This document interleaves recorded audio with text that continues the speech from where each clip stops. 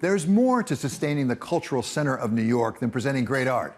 Institutions like Carnegie Hall and the Metropolitan Museum must respond to the changing city and culture around them, reaching out to new communities and adapting to the new forms of expression that the digital world makes possible. And perhaps most of all, using the art to tell compelling stories for all of us. We have transformed the hall. Firstly, we do much more storytelling. We started big festivals when I began, and one of the earliest things was I asked Jesse Norman, an extraordinary singer, to create and curate a series about African-American culture. And we've looked at a number of big stories. We've looked at migrations and how migrations created American culture. We've looked at Afrofuturism. We've looked at the role of women in music, but more generally across the whole of culture. Now, currently, we're looking at the fall of the Weimar Republic and using that as a lens to look at the fragility of democracy all around the world.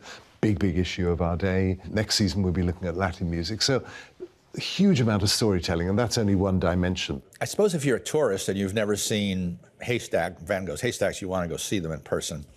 But because so much of our audience is local, and we want them not to go once a year or once every 3 years. We want them to go every month. We want them to come back.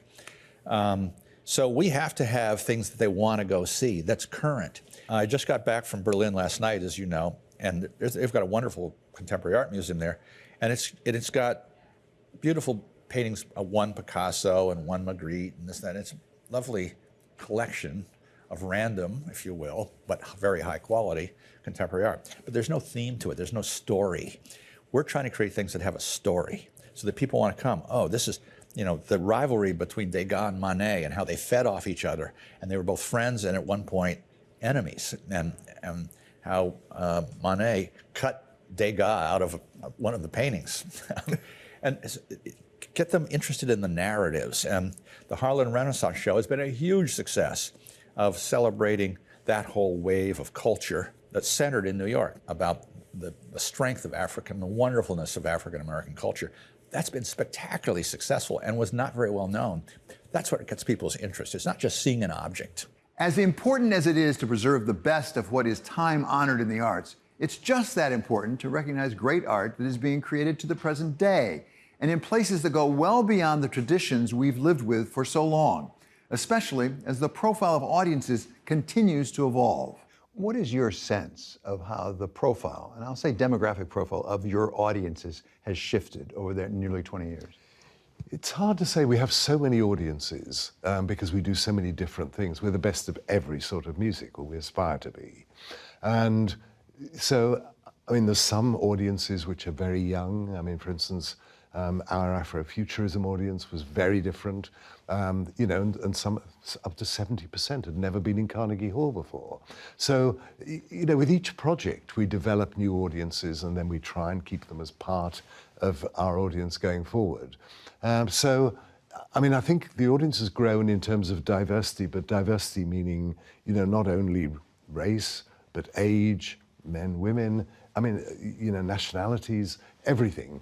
And we want to be and represent the best of every sort of music, which means that we're going to be relevant. There's something like 180 nationalities in New York. Insane. It's the most diverse city in the world. But we want to be relevant and meaningful to everybody. If you think about what's called the Western canon of art, so the traditional art, they're all white male artists. A lot of them were from Europe. All the way back to the Middle Ages, from the Renaissance, to the Impressionism, Old Masters, not a lot of diversity in that group. And then we had sections of the museum dedicated to the arts of the Pacific and Asia, for example. But they were very discrete parts of the museum. I think the greatness of the Met is that we can integrate all these things. If we went back 20 years ago and looked at the nature of the performers appearing on the stages here at Carnegie Hall and compared it today, how would it be different? How are you getting new young talent and where's it coming from? Well, we all the time, part of our job is obviously to bring, the most extraordinary established performers here. But at the same time, we are always looking out for the most brilliant young players. So a few days ago, we had somebody called Yan Chan Lim who won the Van Cliburn competition. He was 19, he's just turned 20, so now he's an old man, of course. But he came in, it was sold out weeks in advance. He's a dazzling player. I mean, he is going to be part of our life for the next 50, 60, 70 years, probably. What we think of as the traditional patrons of the arts remain key to success of a place like the Metropolitan Museum, but they're now being joined by a new, younger, and more diverse group of supporters. We're building a new modern contemporary wing. It's going to be a really exciting project for the city, $600 million. You could spend $200 million on one Giacometti sculpture if you had to buy it. And we got to fill an entire wing of modern art. So we depend on collectors, usually at the end of their lives, giving us their collections or parts of their collections. So that set of givers that hasn't changed very much. That's still not very diverse. It's old, it's predominantly white, it's very wealthy, almost definitionally. But the people that come in and give cash or go to benefits, that's young, and we make every effort to make that younger and more exciting and hipper. We're trying to be current. We don't want this to be your grandmother's attic.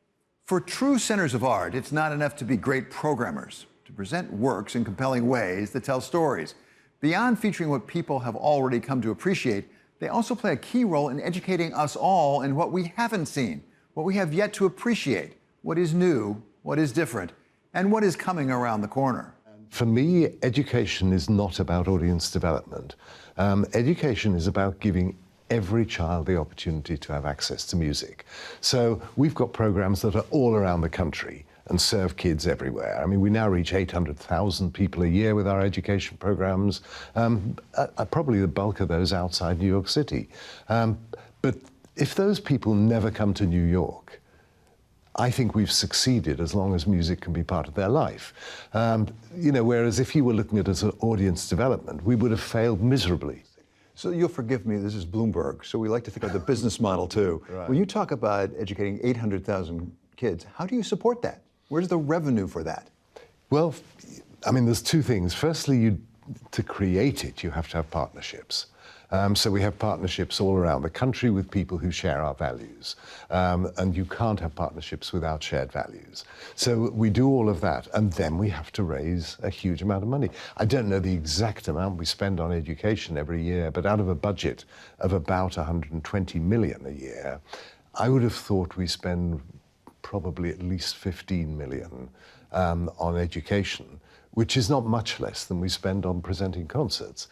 Like every business and institution, art centers are embracing what digital technology makes possible, expanding their reach and exposure to people in New York and around the world, such as, for example, Carnegie Hall's new streaming service called Carnegie Hall Plus, providing us the opportunity to enjoy great music in the comfort of our homes. It's on Apple TV, it's on Amazon, Comcast, it's on 10 different major platforms, so it's available to every home in America just about now. We're also going more and more international. And my view always is, here we are, I mean, even though it's such an extraordinary city, New York, I don't know, I mean, what is it? Probably 95% of the world's population will never come to New York. So what we do needs to be available everywhere, to everybody. I never think that digital is a competitor with live. The live experience is the greatest possible experience. It's of the moment, it's being created for you at that moment, you're sharing it with other people.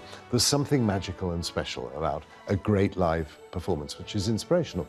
But if you can't have access to that, then to have access digitally is a fantastic opportunity which we should give people as well. But it is not a replacement. So I never worry about digital being something that's going to undermine people's wish to go to live performance. The Metropolitan Museum is also using digital technology to gain more ready access to audiences around the world, but it's also designing a new wing of the physical museum with the future evolution of technology very much in mind. We're trying to digitize every one of our significant pieces of work in high def and make that free to the world. And our mission is to show the world great art.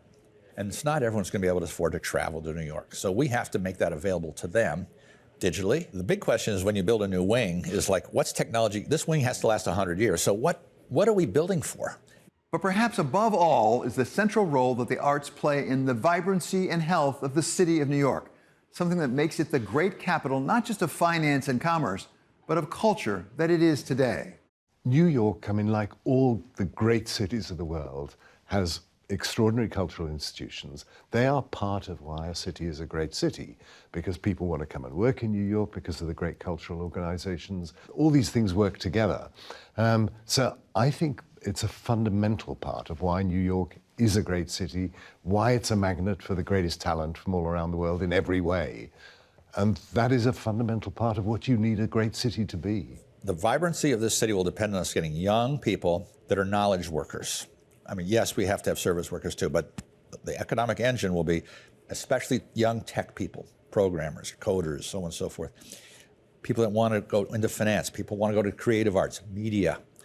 Those are all high intellectual content, low physical footprint jobs. That's what we need in this city.